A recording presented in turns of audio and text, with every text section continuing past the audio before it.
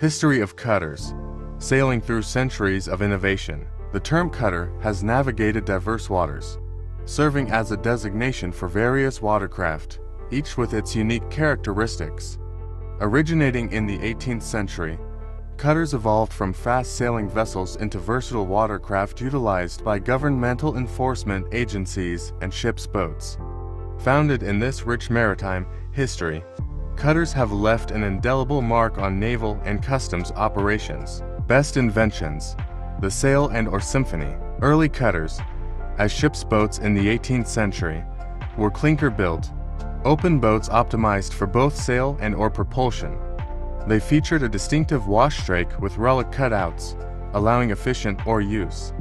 These vessels contributed to naval strategies during the 7 Years' War and were integral to cruising ships. Recent developments: steam and modernization. Steam-powered ships' boats made a gradual entry to the Royal Navy from 1864, coexisting with sail and/or propelled counterparts.